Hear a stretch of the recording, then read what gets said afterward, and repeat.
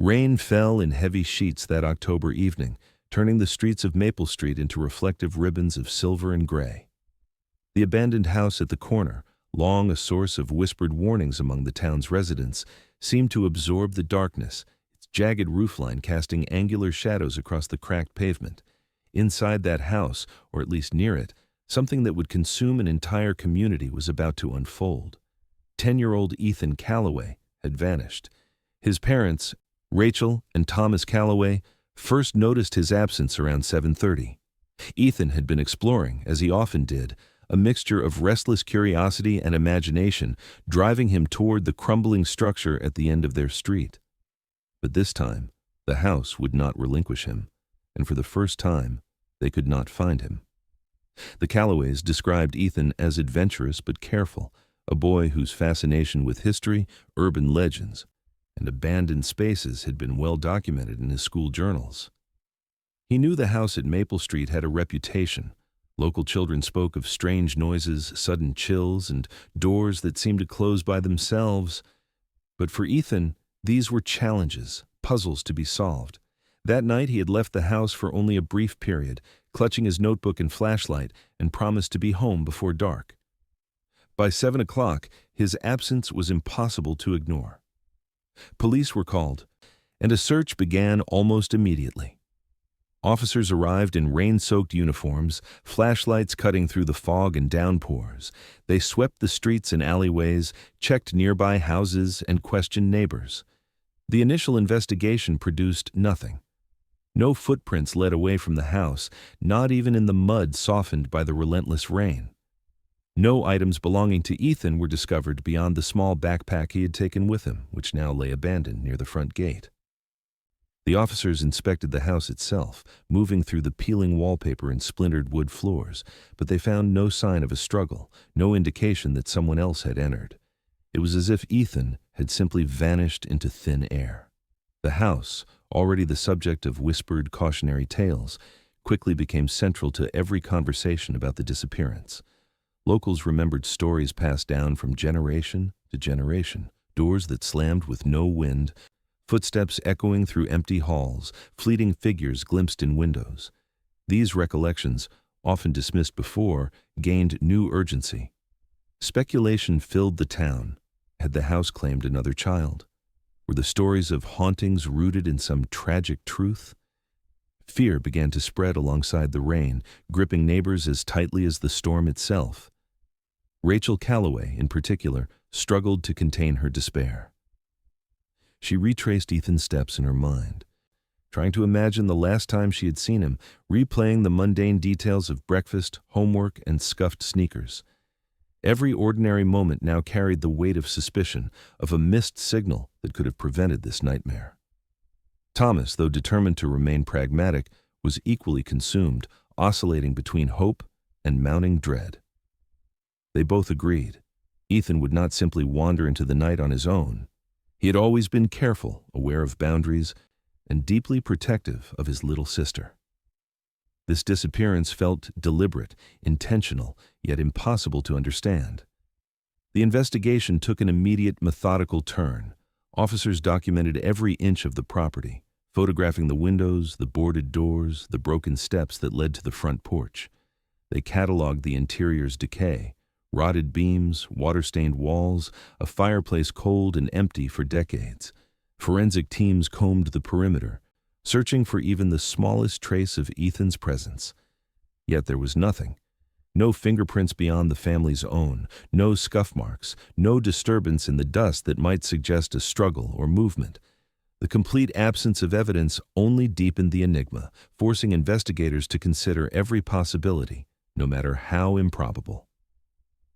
Rumors began to spread through the town with the relentless force of wildfire. Children refused to walk past the house, glancing nervously at the darkened windows, while adults whispered of curses, vengeful spirits, and the possibility of a child lured into some malevolent trap.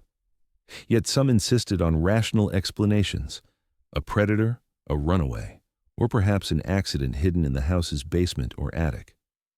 Detectives followed each lead, but neighbors were tight-lipped, and the house, already a fortress of neglect, revealed nothing. Every angle of inquiry seemed to dissolve into the same impenetrable void.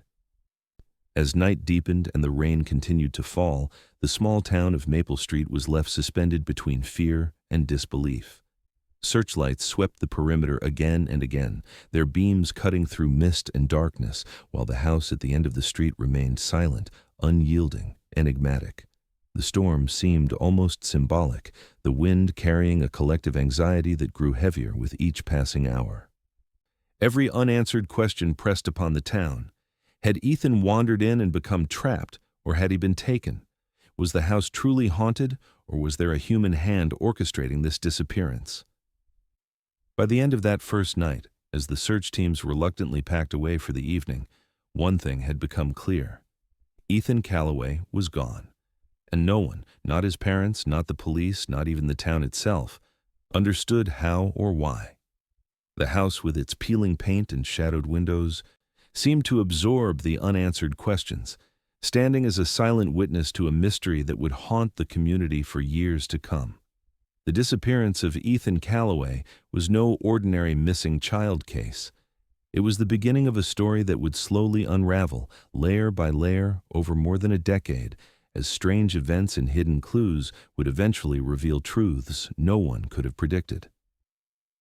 By morning, the storm had passed, leaving behind a quiet town marked by an unshakable sense of unease. In every corner of Maple Street, the memory of the night Ethan vanished lingered, a chilling reminder that the ordinary world had been fractured, and that the answers, whatever they were, lay hidden within the shadows of that abandoned house, waiting for someone to uncover them. In the days following Ethan Calloway's disappearance, Maple Street became a town on edge, its usual rhythm fractured by anxiety and whispered theories. Police continued to canvass the neighborhood, going door to door, questioning friends and acquaintances, searching for any fragment of information that might explain how a 10-year-old boy could vanish without a trace.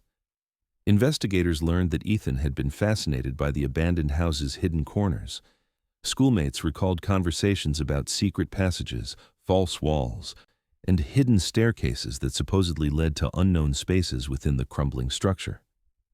These details, innocuous in a child's imagination, suddenly took on a darker, more urgent meaning, feeding the police's investigation and amplifying the town's fear. Detectives documented each account meticulously, noting every story about Ethan's fascination with the old house.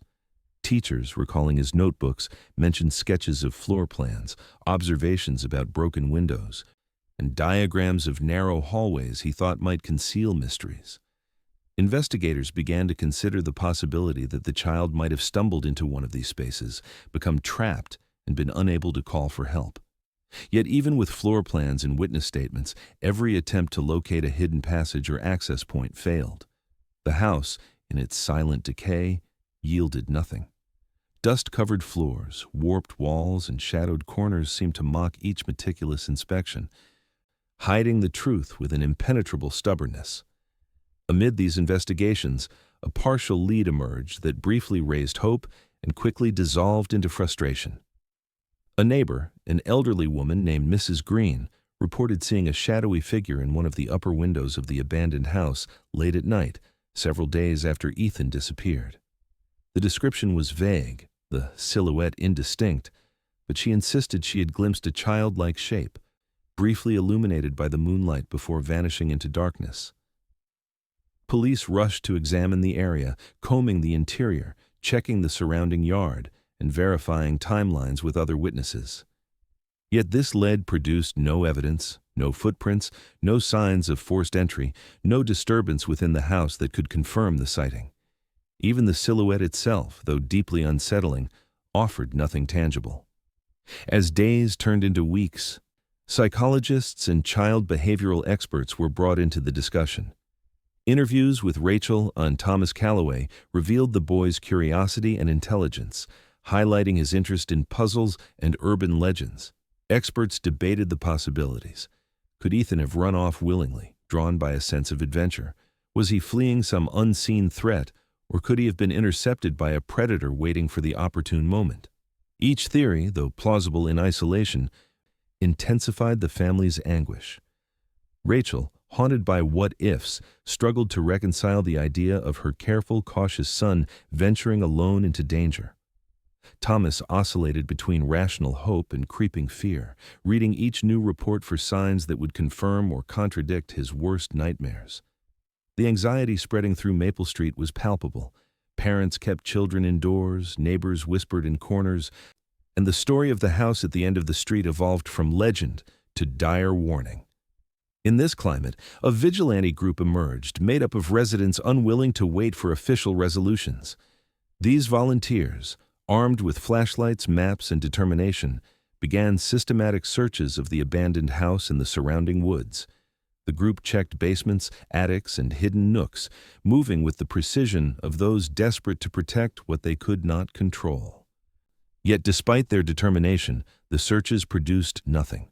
No footprints, no traces of a child, no indication that Ethan had ever been inside the spaces they combed so carefully. The town's frustration grew alongside fear.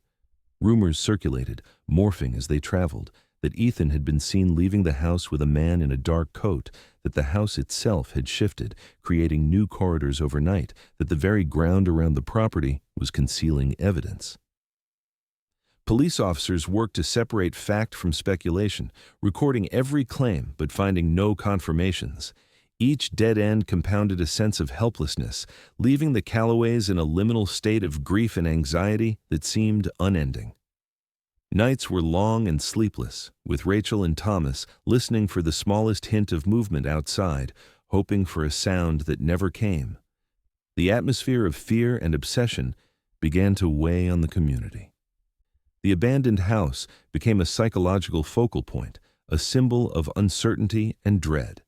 Even those not directly involved in the search felt its pull, speaking cautiously of strange sounds at night or glimpses of movement in windows. Each report, however minor, was cataloged and investigated, with town officials acknowledging that the property's reputation only intensified after Ethan's disappearance. The combination of folklore, child psychology, and real investigation created a sense that the house itself was central to an unfolding narrative that no one fully understood. As the weeks wore on, the community realized that traditional investigative methods were struggling against the impenetrable mystery of the house. Police continued to interview neighbors, check electronic records, and follow every potential lead, yet the core question, what happened to Ethan, remained unanswered. The shadowy figure reported by Mrs. Green, the sketches of secret passages, and the obsessive curiosity of a 10-year-old boy coalesced into an unresolved tension. The town felt suspended, each day a reminder that a child's life had disappeared without explanation, leaving behind only a void filled with fear, speculation, and sorrow. Through it all, the Callaways remained present, participating in searches, providing leads, and holding on to a fragile hope that their son might be found. Yet with each failed lead, the reality of the situation grew heavier.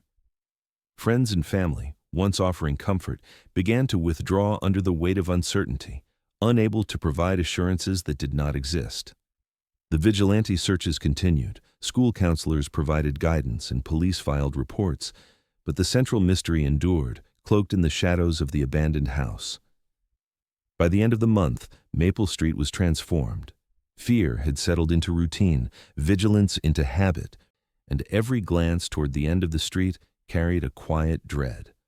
The mystery of Ethan Callaway's disappearance had deepened, and the house at the corner seemed to loom larger than ever. Each unanswered question pressed on the community, leaving a chilling certainty that something inside the house, or the events surrounding it, was waiting to be uncovered. Something unseen had taken hold, and no one yet knew how the truth would reveal itself. As Maple Street continued to reel from Ethan Callaway's disappearance, the police shifted their focus to the few tangible items left behind in the wake of the boy's last known movements.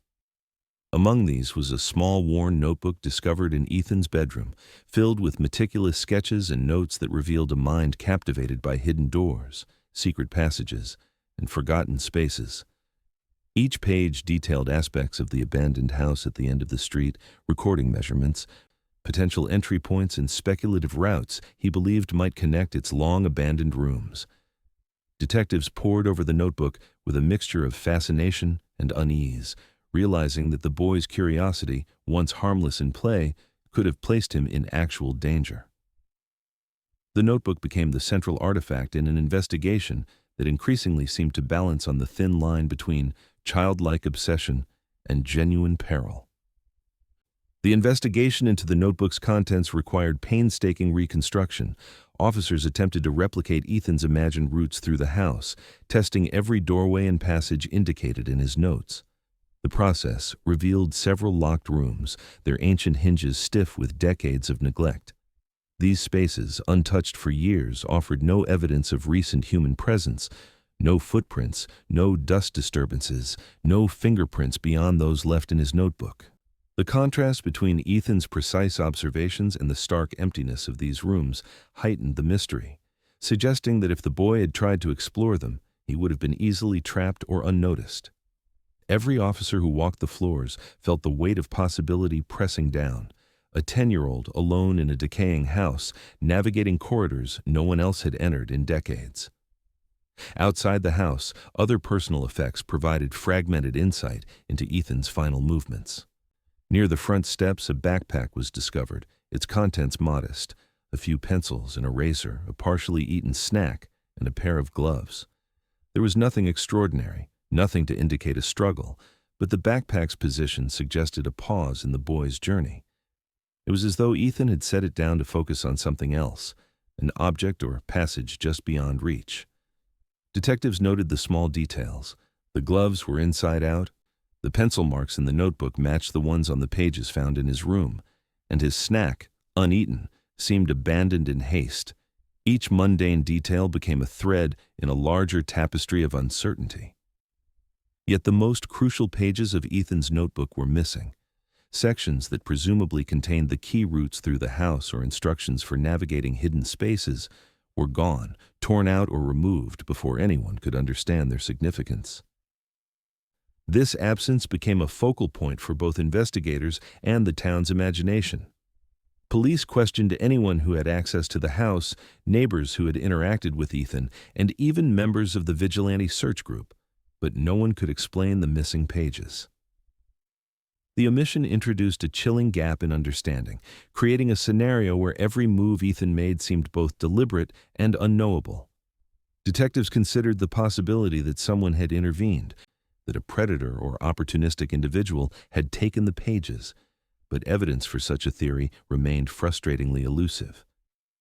With each dead end, speculation grew more intense. Townsfolk whispered about the possibility of foul play, suggesting that the house might harbor more than structural decay, that a stranger, aware of Ethan's curiosity, could have lured him inside. Others, less inclined to rational explanations, began to speculate that the house itself was somehow responsible. Rumors circulated about doors that moved on their own, spaces that appeared only in certain lights, and staircases that led nowhere. While police dismissed supernatural claims as unhelpful, they could not deny the psychological weight these stories carried within the community. Fear, compounded by the boy's vanished pages and the labyrinthine structure of the house, created an almost tangible dread that settled over Maple Street like a persistent fog. Detectives pursued every rational lead, mapping the house's layout against Ethan's notebook, comparing timestamps, and cross-referencing eyewitness reports. Interviews with friends and classmates revealed additional insights into the boy's fascination with secret spaces. He had discussed urban legends about the house, written imagined stories of discovery, and even mentioned doors that locked themselves in passing. These recollections, seemingly harmless at the time, now took on a sinister undertone. If Ethan truly believed in these spaces, his movements could have been guided by a combination of knowledge and fantasy, increasing the risk of accidental entrapment. The challenge for investigators was untangling the line between youthful imagination and the grim reality that a child could disappear into a forgotten locked corridor. In parallel, forensic teams examined the backpack and the remaining notebook pages. Fingerprints, fibers, and traces of dust were collected, yet the results offered little in the way of definitive answers. Nothing indicated a struggle or third-party contact, and the notebook's pages bore only Ethan's own handwriting and smudges, consistent with a child's exploration. Each piece of evidence, while precise, deepened the sense of helplessness among the investigative team. The case seemed to pivot on the missing notebook pages, those vanished instructions that might have held the key to understanding his disappearance. For the Callaways, the notebook and backpack became daily reminders of what was lost. Rachel traced each drawing and annotation with trembling fingers, recalling conversations she had with her son about secret doors and invisible passageways. Thomas studied the backpack and notes obsessively, attempting to reconstruct Ethan's path through the house, driven by the faint hope that somewhere, hidden behind a locked door, his son awaited discovery. Their grief was compounded by the seeming impossibility of the task. The house, the missing pages, and the unyielding silence combined to form a barrier that neither parent nor police could penetrate. As weeks stretched into months, every lead that failed reinforced the sense of something larger, something unexplainable at the edge of rational understanding. The abandoned house retained its secrets, the missing notebook pages became symbols of incompleteness, and Ethan Callaway's disappearance remained a stark reminder of how quickly curiosity, even in its most innocent form, could intersect with danger. Each dead end, each unentered room, and each fragment of evidence contributed to a slowly building fear that the boy had ventured further than anyone imagined, leaving behind only questions that the town, the police, and even his family could not yet answer. As the weeks bled into months, Maple Street's once quiet rhythm fractured under the weight of Ethan Callaway's disappearance. Conversations that had once been polite exchanges between neighbors now simmered with frustration and fear. Public meetings were convened at the town hall, debates growing heated as families demanded answers that seemed perpetually out of reach. Parents who had previously spoken in measured tones now accused local authorities of negligence, their voices trembling between anger and despair. The abandoned house at the street's end became a focal point for every theory, every rumor, and every anxiety the town had harbored about what lay hidden behind its rotting walls. It was no longer just a house. It had become an obsession, a symbol of the unknown, a puzzle everyone wanted to solve but no one could. Rumors about the house's living qualities circulated with increasing frequency. Residents claimed to hear whispers and footsteps where none could exist, doors that groaned and slammed in rhythm with the wind, and shadows that moved in ways inconsistent with sunlight or streetlights. One elderly neighbor swore that at night she had seen a faint glow from a window long abandoned, and that objects inside the house appeared subtly rearranged each morning. These accounts were often inconsistent, impossible to verify, yet they contributed to a growing mythology surrounding the property. Parents whispered these stories to their children, heightening both curiosity and fear, and the house became a locus for anxiety that spread well beyond the Callaways' immediate tragedy. Psychologists called into town noted the collective amplification of stress and grief, warning that the town's shared imagination was now intertwining with reality, creating a social environment where fear could dictate behavior and memory alike. In parallel, a separate line of inquiry focused on the more conventional fears, abduction. Investigators compiled lists of strangers seen around Maple Street in the days and weeks surrounding Ethan's disappearance.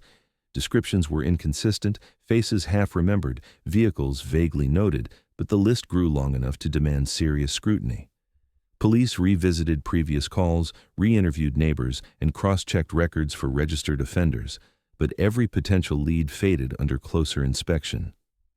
One man who had reportedly lingered near the house was found to have left town days before Ethan vanished.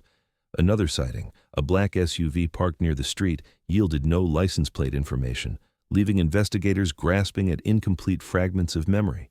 Each lead, initially promising, collapsed under the weight of missing evidence or conflicting testimony.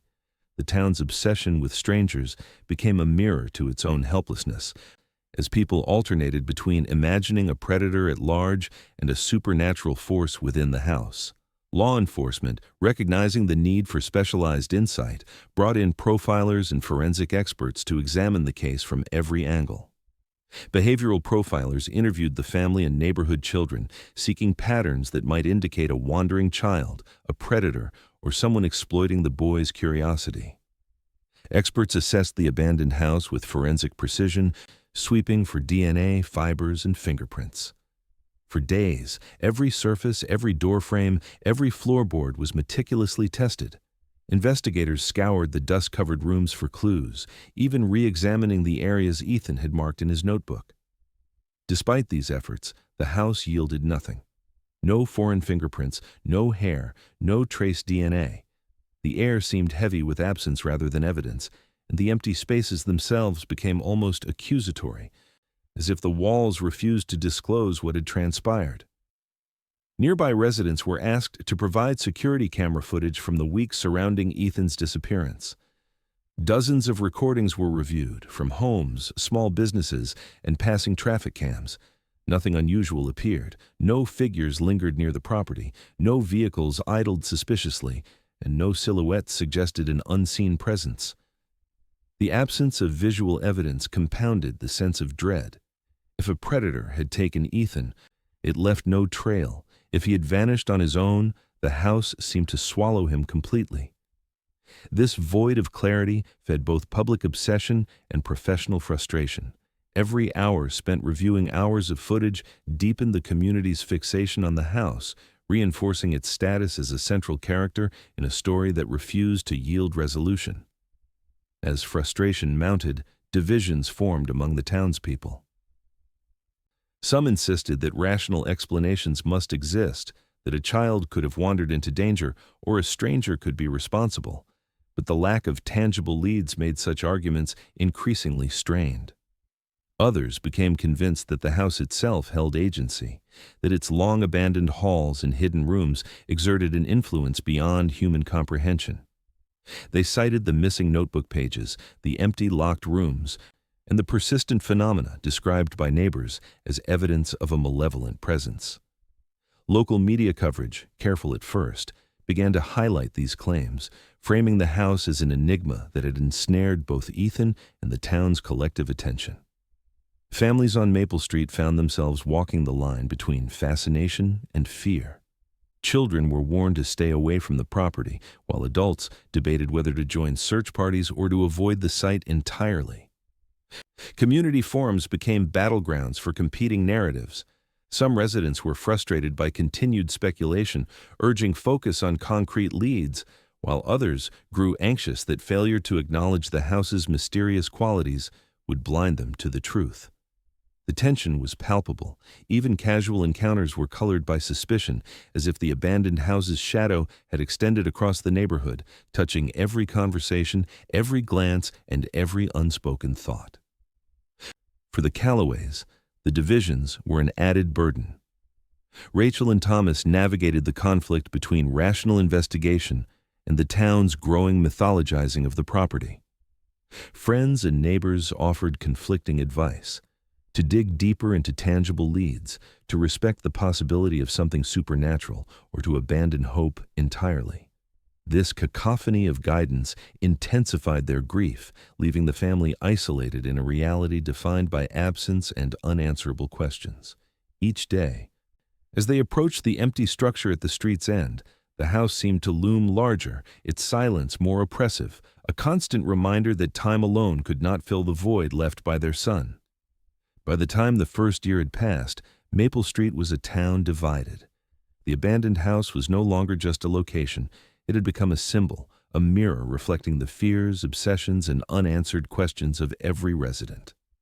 While law enforcement continued their methodical investigation, the town's consciousness had already been claimed by the house's mystery. Its empty rooms, its hidden doors, and its missing notebook pages had transformed a simple disappearance into a phenomenon that no facts, no interviews, and no forensic evidence could fully contain. 10 years had passed since Ethan Calloway vanished from the abandoned house at the end of Maple Street, and the rhythm of life in the town had subtly shifted under the weight of that unresolved tragedy. For Rachel and Thomas Calloway, each day was a quiet battle against memory and hope. Friends and neighbors who had once rallied around them gradually drifted away, leaving the parents to navigate the long, cold stretch of uncertainty almost entirely alone. Yet their hope remained stubborn, a fragile, flickering light. Rachel kept Ethan's room untouched, a small shrine to normalcy, while Thomas scoured every missing persons database, every unsolved case file, and even old newspaper archives for any clue that might suggest his son's whereabouts. The 10 years were punctuated not by answers, but by absence, and with every passing year, the gap between their hope and reality widened painfully. The abandoned house at the street's end, once a mere curiosity for local children and thrill-seekers, had fallen into a deeper state of decay. Its roof sagged, windows were boarded unevenly, and weeds clawed through the cracked pavement leading to the front door. Yet, despite the dereliction, the building maintained a presence, a silent dominion over the neighborhood. Stories of strange occurrences continued to circulate. Residents occasionally claimed to hear doors locking and unlocking on their own, lights flickering without explanation, or shadows crossing spaces that no one should occupy. Authorities consistently dismissed these reports as coincidences, the product of overactive imaginations or the natural creaks and groans of an aging structure. Still, the persistence of these stories kept the house alive in local consciousness, a dark heartbeat beneath the surface of the community. During these years, the Callaways oscillated between periods of almost unbearable grief and renewed determination.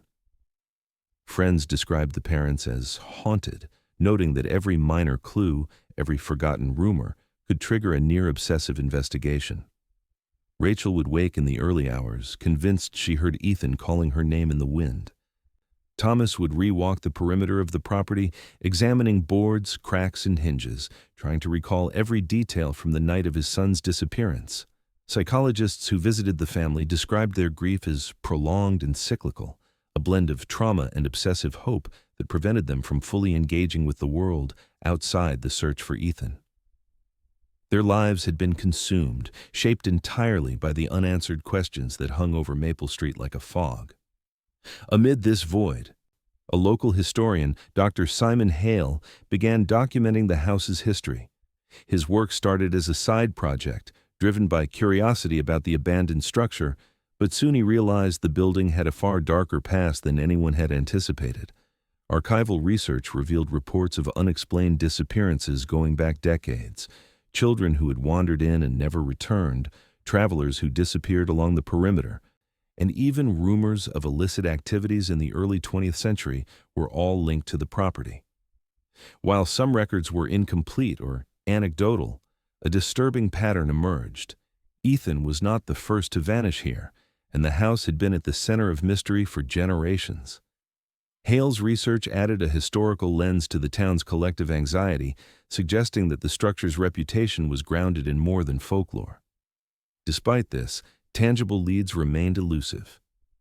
Police records indicated that while previous disappearances were investigated, they had produced no evidence, no fingerprints, no bodies, no clear patterns beyond circumstantial proximity to the house. Some in law enforcement quietly speculated that the building attracted the curious and the vulnerable, that its labyrinthine interior and reputation for hidden rooms drew children and thrill-seekers who might get lost or fall victim to unforeseen dangers. Others were less rational, noting the frequency with which reported disappearances coincided with strange sounds, unexplained locks, or seemingly moving shadows inside the house. These divisions reflected a subtle tension between empirical investigation and the intangible fear that had gripped the community for decades. During the cold years, Maple Street itself seemed to absorb the absence. Property values stagnated, and families with young children often avoided the end of the street entirely. Neighbors who once viewed the house with idle curiosity began treating it as an omen. Children dared each other to approach the perimeter, yet even in games, the sense of danger was palpable. Community memory hardened into myth, and the house became both a cautionary tale and an unsolved riddle that framed the way residents lived and moved. Even casual references to Ethan's disappearance could trigger unease. People remembered the hope and despair of his parents, and the unanswered questions that had never left the neighborhood's collective conscience. Amid the ongoing uncertainty, the phenomenon of doors locking and unlocking at odd intervals persisted. Accounts were sporadic. Some residents dismissed them outright, others swore the events were real. while the behavior of old locks can often be explained by expansion, contraction, or simple mechanical failure. The timing of these incidents, always noted to occur around the anniversary of Ethan's disappearance or at peculiar hours, contributed to the sense that the house maintained a consciousness of its own. Stories of glimpsed shadows or strange noises filtered into Hale's historical research, creating a narrative thread that connected past disappearances with present fears. Though authorities offered rational explanations, the town remained on edge, living in the intersection of memory, grief, and unresolved mystery. The Callaways, despite exhaustion, continued to fight. They attended Dr. Hale's lectures, documented every odd occurrence in the neighborhood, and shared their knowledge with local media in the hope that renewed attention might produce a clue. Their emotional endurance became emblematic of the community's struggle, living with a gap in understanding so profound it shaped years of expectation and fear. As Hale published his research, other residents began privately connecting dots, realizing that the house's history was longer and darker than previously believed. For the first time, some saw Ethan's disappearance not as an isolated tragedy, but as part of a repeating pattern that spanned generations. By the end of the decade, Maple Street had become a town simultaneously burdened by memory and driven by curiosity. The abandoned house, the rumors, and the persistent phenomena all created a tense, uneasy equilibrium in the community. Even as official investigations waned, the collective awareness of the property and its mysterious past ensured that Ethan's story and the story of every child and person who had vanished remained a haunting presence. The cold years were not empty. They were charged with anticipation, anxiety, and the subtle, persistent hope that one day the mystery might be solved. 12 years had passed since Ethan Callaway disappeared, yet Maple Street remained suspended in a peculiar state of quiet anxiety. The abandoned house at the street's end had acquired a new caretaker, an older man named George Whitmore, who was tasked with overseeing the property for the town. Whitmore, a pragmatic and unassuming figure, had little interest in the stories of vanished children or whispered rumors of haunted doors. His initial concern was simply maintaining the decrepit structure, keeping the weeds at bay, and ensuring the building did not collapse entirely. But within the first week of his tenure, he noticed something that unsettled him in ways he could not rationalize. The front door, a heavy oak slab with rusted hinges and a stubborn lock, began to lock and unlock on its own. At first, he assumed the mechanism had simply loosened, or that seasonal shifts in humidity and temperature were causing the latch to engage inconsistently. However, the pattern quickly became impossible to ignore. The door locked precisely at 6:45 p.m. every evening, the exact hour and minute that 12 years earlier had marked Ethan's disappearance. Whitmore recorded the event, thinking it mere coincidence, but as days passed, the lock obeyed its own schedule with unerring accuracy. He mentioned it in passing to Dr. Simon Hale, the local historian who had spent years chronicling the house's shadowed past. Hale's reaction was immediate and intense. He had long suspected that the house's story extended beyond folklore, but a precise, repeatable phenomenon tied to Ethan's disappearance was something entirely different. Together, Whitmore and Hale began logging the door's behavior, noting the timing down to the second, cross-referencing it with old accounts from neighbors and the Callaways themselves. Rachel Callaway, Ethan's mother, was initially skeptical when Whitmore called to describe the event. Over the years, she had experienced her share of inexplicable phenomena, lights flickering, doors clicking, shadows where none should be, but the precision of this lock's movement struck a nerve. Thomas Callaway, Ethan's father, was more receptive. He had never allowed himself to dismiss any detail connected to his son's disappearance, however small or odd it seemed. Within days, the family, the historian, and Whitmore were all maintaining meticulous records, timing the locks, measuring temperature and humidity, and noting even the faintest creaks or vibrations. The phenomenon became a small obsession, one that forced them to confront the possibility that the house itself might operate on a schedule beyond human understanding. Authorities were eventually contacted, and while initially skeptical, the local police and a forensic specialist agreed to participate in monitoring the house. They installed sensors and electronic logs, cameras pointed toward the door, and vibration detectors across the frame. Over the following weeks, the data was collected and analyzed. The results were perplexing. No human intervention had triggered the locks. The sensors recorded no pressure on the door, no fingerprints or biometric evidence, no vibration consistent with manipulation. The mechanism itself showed no signs of mechanical programming or tampering. Every evening, the oak door locked at 6:45 p.m. with the same precision as the day Ethan disappeared, before quietly unlocking again the following morning without any visible cause. The discovery reignited media attention and prompted the authorities to revisit old evidence. Police detectives who had worked on Ethan's case reviewed witness statements, security camera footage from nearby homes, and the original investigation notes with fresh eyes. Reports of shadows in windows, fleeting figures at the house's edge, and unexplained noises suddenly appeared more compelling in the context of a recurring, inexplicable pattern. Experts consulted on mechanical anomalies could offer no rational explanation. Engineers and locksmiths examined the door repeatedly, yet could replicate neither the timing nor the exact motion of the latch. The anomaly became a rare point where empirical evidence and human observation collided, forcing the town to acknowledge that something extraordinary might be occurring. For the Callaways, the door's behavior was both haunting and oddly comforting. It was as if Ethan's disappearance, the source of so many years of anguish, had left behind a temporal echo, a faint but undeniable sign that something tied the boy to the house. Rachel described a mixture of fear and hope, confessing that she sometimes lingered by the front steps at 6:44 p.m., waiting for the moment the door would secure itself. Thomas, ever the investigator, mapped the timing against every event he could recall from the day Ethan vanished, looking for patterns in the weather, the streetlights, and neighborhood activity. Every attempt to quantify the phenomenon led only to more questions, but the act of observing became a ritual that allowed the parents to reclaim some measure of connection to their son, however tenuous it might be. Dr. Hale, meanwhile, began exploring the possibility that the house's anomalies were linked to a broader pattern spanning the decades of unexplained disappearances he had documented. He compared the Callaway event to historical reports of locked doors, sudden noises, and untraceable movements inside the property.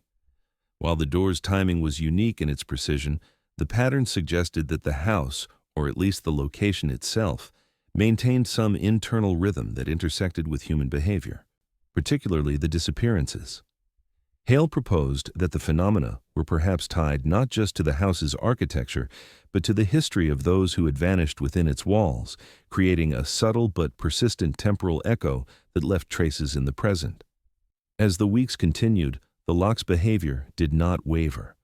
Investigators, historians, and the Callaways were all united in the understanding that this was no ordinary mechanical failure. The first pattern had emerged, a measurable, repeatable event linking the present to the night Ethan disappeared. It was an anomaly that forced everyone involved to reconsider what they knew about the case, to re-examine the house with fresh eyes, and to confront the possibility that Ethan's story might not be entirely confined to the past. The door's precise movement became the new focal point for investigation, a thread that promised insight, yet demanded patience and careful observation. By the end of the 12 years, Maple Street was no longer simply the location of a vanished child. It had become a site of investigation, of ritual observation, and of hope grounded in small, inexplicable phenomena. The timing of the door hinted at connection, continuity, and perhaps the first tangible clue that the decades of mystery had not been entirely without pattern. The town, once immobilized by fear and uncertainty, was now compelled to watch, record, and seek answers. The echoes of the past were demanding attention, and for the first time in 12 years, the possibility of revelation, however slim, felt closer than ever. Forensic specialists returned to the Callaway house with an intensity born of years of unanswered questions. Their task was precise: to examine every corner, every hidden crevice, and especially the locations mentioned in Ethan's small, worn notebook. That notebook had long been a source of obsession for investigators, filled with meticulous sketches of rooms, measurements, and notations about forgotten spaces. The team moved slowly, methodically, their instruments sensitive to even the faintest disturbances. It was in the basement that their patience finally paid off. Behind a section of old shelving, nearly invisible beneath decades of dust and cobwebs, they found an unmarked trapdoor. It was subtle, flush with the concrete floor, unremarkable to any casual observer, yet it opened onto something extraordinary, a narrow shaft descending into darkness. The air was heavy and musty as the team carefully maneuvered through the trapdoor, illuminating a network of claustrophobic rooms. Each chamber was smaller than the last, some barely large enough to sit upright. Dust-covered surfaces bore faint imprints, suggesting that someone had moved through them in recent memory. Fabric fibers clung to corners and ledges, carrying the distinct pattern of the clothes Ethan had been known to wear. Investigators cross-referenced the fibers with items recovered from his abandoned backpack and clothing, establishing a connection that could not be dismissed. It became increasingly clear that Ethan had spent time in these rooms, perhaps hiding rather than being taken. The notion of abduction, long considered the most plausible explanation, was challenged by the evidence underfoot. In addition to the physical traces, forensic experts discovered a series of crude mechanisms embedded in walls and floors, levers, pulleys, and a system of weighted catches that connected directly to the main lock on the front door. These makeshift devices could explain the automatic locking pattern that had baffled investigators and historians alike. Every detail pointed to a deliberate design, an intricate system perhaps devised by Ethan himself or someone intimately familiar with the house. The idea that the boy might have orchestrated part of the phenomenon added an unsettling layer to the investigation. It suggested intelligence, resourcefulness, and a desperate attempt at self-preservation within spaces no one had thought to search. Psychologists and profilers consulted on the case noted that such behavior, seeking refuge in hidden rooms, creating mechanical triggers, was consistent with survival strategies seen in other long-term missing child cases. The evidence reshaped the narrative. Ethan was not merely a victim of chance or malevolent forces, but an active participant in his own concealment. The forensic findings provided a tangible timeline, bridging the years of silence with physical proof that the boy had maneuvered within the house, leaving subtle marks that spoke volumes about his presence. As investigators exited the basement, the air was thick with a mixture of relief, shock, and sorrow. They had discovered evidence that validated the fears and hopes of a grieving family while simultaneously expanding the mystery of the house. The trapdoor, the hidden rooms, and the mechanical linkages to the locks offered answers and questions in equal measure. The house, long considered merely a backdrop to Ethan's disappearance, now revealed itself as an active participant in the story, a complex environment that both concealed and revealed, hiding its secrets while leaving traces for those patient enough to search. The discovery set the stage for a deeper understanding of Ethan's last days within the house, but it also hinted at a level of planning and interaction with the home that demanded further exploration. If he had been hiding here, then every previous theory, every eyewitness account, and every mechanical anomaly had to be reconsidered. The house had more to reveal, and those who sought the truth were only beginning to peel back its layers. Interviews with those who knew Ethan best began to paint a portrait of a boy who lived partly in the tangible world and partly in the spaces he imagined. Childhood friends described him as quietly observant, endlessly curious, and drawn to hidden corners of the neighborhood, to places most children overlooked. He had a fascination with abandoned sheds, attics, and old storage rooms, and he spoke of secret passageways as if they were portals to another reality. Psychologists consulted on the case suggested that Ethan's preoccupations were not merely childish games. They noted that some children seek control through spatial manipulation, creating small worlds they can navigate alone. In Ethan's case, this manifested as both exploration and experimentation, a combination that blurred the line between play and methodical planning. The recently recovered notebook pages provided further insight. Hidden in a cavity behind a basement wall, the notebook had eluded discovery for years. Its pages were filled with precise sketches, detailed diagrams of the house's layout, sequences of doors and locks, and careful notes about timings and movement. Some entries were more than schematics. They suggested a mental rehearsal of routes and contingencies. Analysts observed that the timed locks were not random, but aligned with Ethan's patterns of observation: when he would be alone, when light fell across certain rooms, when doors would naturally remain unnoticed by anyone entering the house. It became increasingly apparent that Ethan had considered the house not only a refuge, but a challenge, a space to test his intellect and autonomy. Friends recalled his excitement when discovering small hidden features in the home, and his pride in figuring out how certain doors and panels operated. While once dismissed as childlike curiosity, these recollections now carried the weight of evidence. Experts emphasized that children with advanced spatial awareness and patience could engineer environments to suit their needs, sometimes for extended periods. They suggested that Ethan's use of the house's labyrinthine architecture was both protective and deliberate, allowing him to remain undetected while observing the rhythms of the household and the town. For the family, this reframing was both relieving and devastating. The possibility of an abduction diminished, replaced by the more complex notion that their son had intentionally disappeared within the very walls they had called home. It was an unsettling realization. Their child, whom they had feared lost to unknown forces, might have been surviving within reach, navigating the hidden recesses of a house that had once been familiar and comforting. The blend of fear, pride, and heartbreak was palpable. Psychologists noted that Ethan's behavior demonstrated an unusual combination of ingenuity, patience, and social awareness. He had anticipated obstacles, calculated timing, and understood the habits of those around him. While the idea of harm from external forces was no longer central, the mental and emotional toll on his parents and the community was profound. Their grief evolved into an uneasy fascination, confronting the reality that a child could engineer his own disappearance without leaving evidence beyond subtle mechanical traces, traces only discernible to those who looked closely enough. The recovered notebook and interviews reframed the investigation. The mystery was no longer simply about what had been done to Ethan, but what Ethan had done to navigate the house he loved. The psychological layer added nuance, turning a tale of abduction into a story of self-imposed seclusion, ingenuity, and survival within the walls that once defined the limits of his childhood. The breakthrough came quietly, almost imperceptibly, beneath the floorboards of the basement.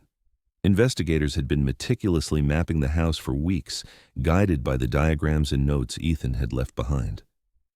When a forensic specialist lifted a section of the old warped flooring, they discovered a narrow crawl space, so low and confined it seemed impossible to inhabit. Inside, however, was evidence of careful, deliberate habitation: a small mattress, stacks of books, meticulously labeled containers of food, and a rudimentary water filtration setup. And then, beyond the initial shock of discovery, Ethan himself emerged, thin, wary, yet unmistakably alive. Authorities explained how the house's original architecture had inadvertently created a network of hidden passages and unnoticed compartments, effectively shielding him from discovery for over a decade. The locks, once considered a mystery, were revealed as an intricate signaling system. Each automatic latch and timed mechanism corresponded to Ethan's routines, movements that allowed him to maintain both security and autonomy. He had engineered his environment with extraordinary patience and intelligence, ensuring that anyone entering the house would pass through without noticing his presence. The reunion with his parents was surreal, layered with relief, disbelief, and an undercurrent of sorrow for the lost years. They embraced a son they had mourned in absentia, struggling to reconcile the child who had vanished with the young man who now stood before them. Psychologists accompanying the family emphasized the emotional complexity of such a reunion. Ethan had survived in isolation, a feat of ingenuity and resilience, but the psychological toll of self-imposed seclusion was profound. He had lived with limited social interaction, guided only by his own structured routines and the safety of concealment. The town, too, began to absorb the truth. For years, locals had spoken of eerie noises, shifting shadows, and the sense that the house itself was alive. Rumors of the supernatural, fears of malevolent forces, and whispers of abduction all faded in the wake of the revelation. The house, once a symbol of dread and mystery, was now understood as a carefully navigated refuge. Residents confronted a complicated blend of fascination and awe, realizing that the real story was not of ghosts, but of a boy whose intellect, patience, and understanding of the environment allowed him to survive undetected for 12 years. Investigators continued to analyze the space, noting how Ethan had improvised basic necessities, maintained hygiene, and organized his days to coincide with household routines above. His life in the crawl space was not merely survival, it was controlled and deliberate, a testament to human ingenuity and the drive for autonomy. Specialists described it as a rare case of intentional disappearance, meticulously executed and maintained under extreme constraints. As the family settled into the aftermath, Ethan's presence reshaped their understanding of grief, hope, and the limits of endurance. The house no longer held the same terror, yet its secret now stood as a reminder of the extraordinary capacity for resilience in the human spirit. 12 years of mystery concluded not with tragedy, but with revelation, closure, and the complex task of reintegration. For the town, the story of the haunted house transformed into a testament to patience, ingenuity, and the hidden depths of human survival. In the months following his emergence, Ethan began a structured program of therapy designed to help him navigate a world that had moved forward without him. Psychologists emphasized the delicate process of reintegration, noting the unique challenges faced by someone who had lived entirely isolated for over a decade. For Ethan, every routine, every interaction, and every sensory detail of daily life was new or altered. Simple acts, like walking through crowded streets or hearing the hum of traffic, required adjustment, yet he approached these moments with a careful curiosity, mirroring the methodical approach he'd applied to surviving within the house. The house itself, long a source of fear and fascination for the town, was permanently secured.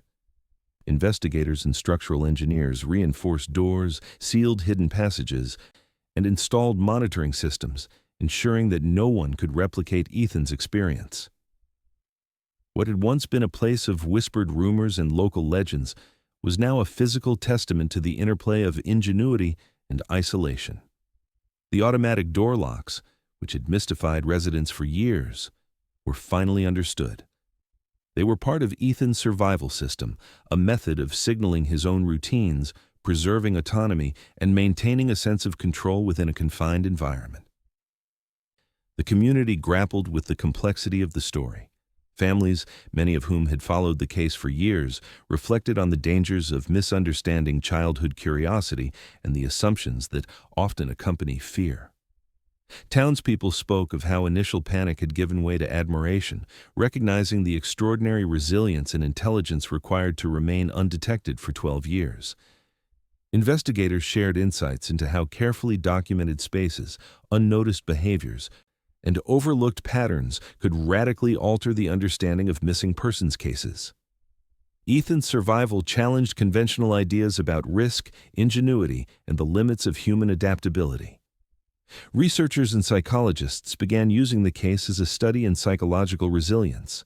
Ethan's ability to construct a functional living system, manage basic needs, and maintain mental clarity under prolonged isolation provided valuable insights into cognitive endurance, problem-solving under stress, and the role of structured routines in sustaining life in extreme circumstances. Discussions emerged about the responsibility of caregivers and communities to notice and nurture curiosity safely, and how even the most unconventional behaviors could carry profound significance.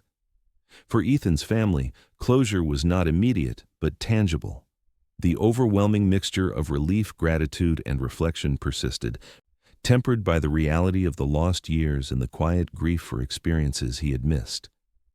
Yet the full resolution of the mystery provided a rare and profound sense of finality. The house no longer held secrets or fear, and the narrative of disappearance, isolation, and ingenuity stood complete. As the town absorbed the final pieces of the story, a shared understanding emerged. Fear had once dominated their perceptions of the house, the locks, and the boy who vanished. Now, comprehension replaced speculation. The community learned that extraordinary circumstances could be explained through human ingenuity, that assumptions about danger often mask deeper truths, and that even the most unsettling mysteries could yield insight, closure, and reflection. Ethan's story, fully unraveled, became a touchstone for resilience, the power of curiosity, and the thin line between fear and understanding. Leaving the town forever changed by a tale that had begun with uncertainty and ended in revelation.